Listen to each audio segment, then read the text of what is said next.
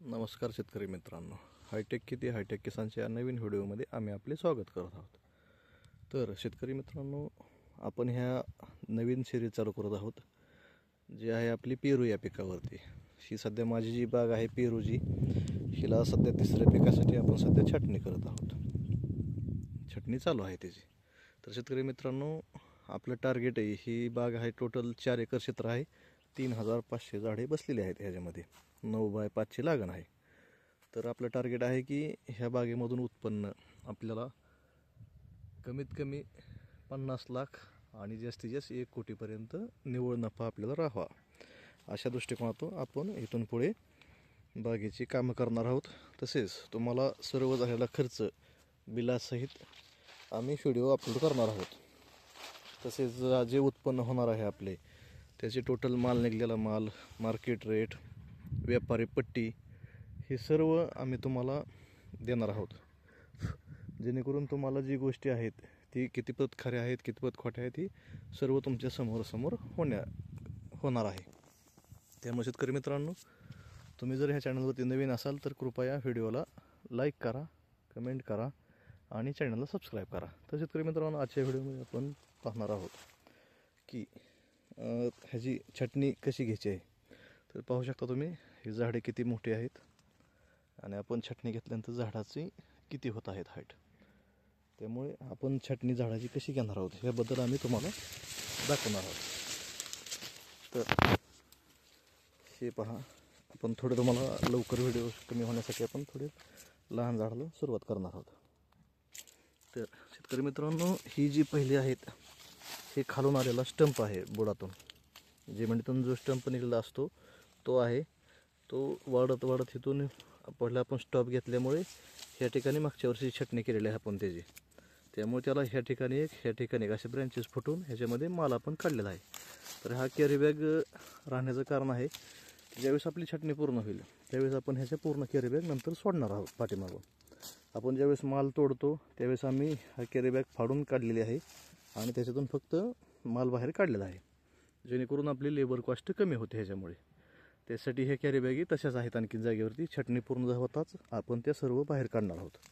तर शेतकरी मित्रांनो, आपले जे फुटलेले आहे त्याला कमीत कमी 6 पाने ठेवून, एक इथं 2, हे 2 ठिकाणी 2 आणि ह्या ठिकाणी 6 असे हिशोबाने आपण छाटणी मारणार आहोत। सरासरी 6 पाने आपण ठेवणं गरजेचं आहे। हे पाहू शकता आपण तुम्ही, ह्या ठिकाणी 1 पान आहे, त्याच्या इकडे 1 पान होते, हे 2 म्हणजे हे 2, हे 2 आणि हे 2 अशी 6 पाने, अशा हिशोबाने आपण छाटणी करणार आहोत। आता ह्या ठिकाणची पाने गळून गेलेले, पण आपण ह्या ठिकाणी अंदाजे आपण त्या ठिकाणी कट घेणार आहोत।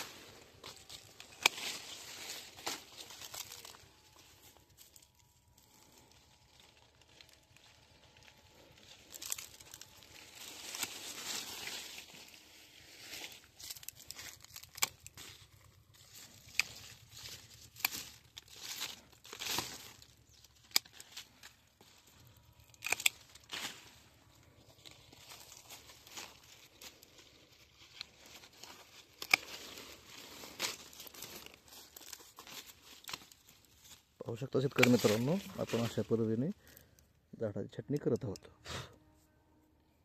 त्याच्यावरती थोड्या मुंग्या आहेत, ते चावत आहेत मला, लाल मुंग्या आहेत। झाडावरती ज्यावेळेस मिलीबग असतो त्यावेळेस ह्या मुंग्या, त्या मिलीबग जो स्त्राव सोडत असतो तो खाण्यासाठी ह्या गोळा होत असतात झाडावरती। तर अशा पद्धतीने आपण काडी ठेवून बाकीच्या काड्या जी लहान आहेत, जे स्ट्रॉंग नाहीत थोडेसुद्धा, त्या काड्या आपण उडवून टाकत आहोत. अशा पद्धतीच्या काड्या.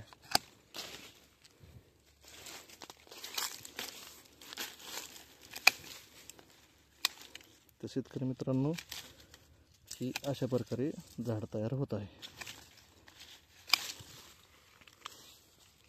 हे झाले पूर्ण झाड तयार आपले. तर शेतकरी मित्रांनो, एवढे मंदीचं काळ आहे, मार्केट कमी आहे, तरी पण पेरू शेती परवडतेच. ह्या दृष्टिकोनातून मी तुम्हाला सर्व गोष्टी सांगणार आहे, जेणेकरून तुम्हाला पुढे भविष्यात पेरू लागवड करायची नाही करायची हा तुमचा वैयक्तिक प्रश्न आहे. पण माझं काम आहे फक्त माहिती देण्याचं. मी तुम्हाला माहिती देण्याचा प्रयत्न करणार आहे. तर शेतकरी मित्रांनो, आजच्या व्हिडिओमध्ये एवढंच. धन्यवाद.